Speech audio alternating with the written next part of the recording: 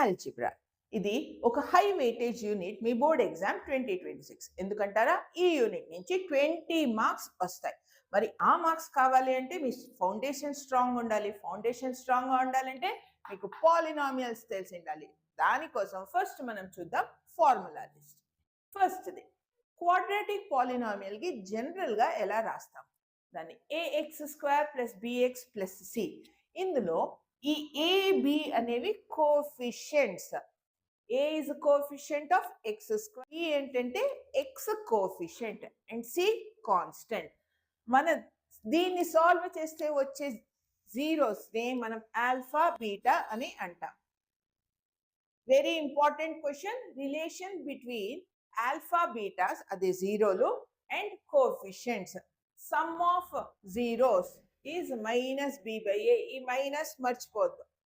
Product of the zeros c/a. Okay, ఇది ఎలా ఉంటే మనకి ఒక్కొక్కసారి క్వశ్చన్ రావచ్చు. మనకి ఆల్ఫా బీటాలు ఇచ్చేసేస్తారు, లేదా some of alpha product of alpha ఇచ్చి క్వాడ్రాటిక్ పాలినామియల్ ఫ్రేమ్ చేయమంటారు. అప్పుడు ఏం చేయాలి? ఈ ఫార్ములా యూజ్ చేయాలి. k × x² - alpha + beta × x + alpha beta. ఎప్పుడు యూజ్ చేస్తారు ఇది? మనము క్వాడ్రాటిక్ పాలినామియల్ ఫ్రేమ్ చేయాల్సి వచ్చినప్పుడు ఈ ఫార్ములా యూజ్ చేయాలి. నెక్స్ట్ మీకు MCQsలో ఎక్స్పెక్ట్ చేసే question, parabola graphical representation of quadratic polynomial. Quadratic polynomial graph వేస్తే మీరు ఎలా ఉంటుంది అంటే పారాబోలా అని చెప్పాలి. పారాబోలా అంటే ఏంటి? U shape. గ్రాఫ్ని పారాబోలా అని అంటాం. మరి యూ షేప్ రెండు రకాలుగా ఉండొచ్చు. ఓపెన్ అప్వర్డ్స్ ఉండొచ్చు ఆర్ ఓపెన్ డౌన్వర్డ్స్ ఉండొచ్చు. ఇలా పారాబోలా గ్రాఫ్ మనకి ఎప్పుడు వస్తుంది?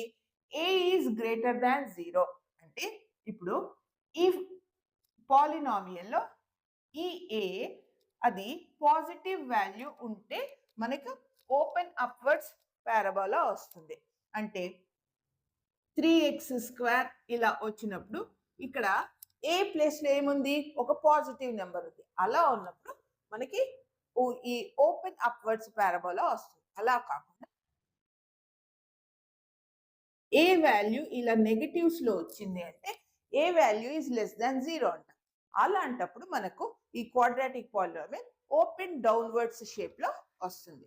సో ఇవి మీకు బేసిక్గా తెలిసి ఉండాల్సిన ఫార్ములే. నెక్స్ట్ ఈ ఫార్ములా లిస్ట్ ఏంటంటారా?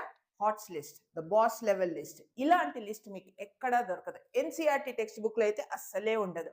బట్ క్వశ్చన్స్లో వచ్చేవన్నీ ఇలాంటి క్వశ్చన్స్ అడుగుతారు.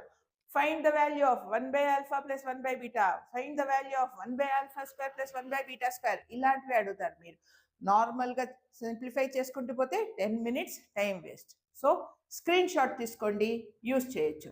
ఇవి ఎలా వచ్చాయి అంటారా? ఎక్కడి నుంచి? మన ఆల్జిబ్రాయిక్ ఐడెంటిటీస్ నుంచే. a + b² a - b², a + b³ వీటి నుంచి వీటిని సింప్లిఫై చేసి మీకు లిస్ట్గా తీసుకొని వచ్చాను.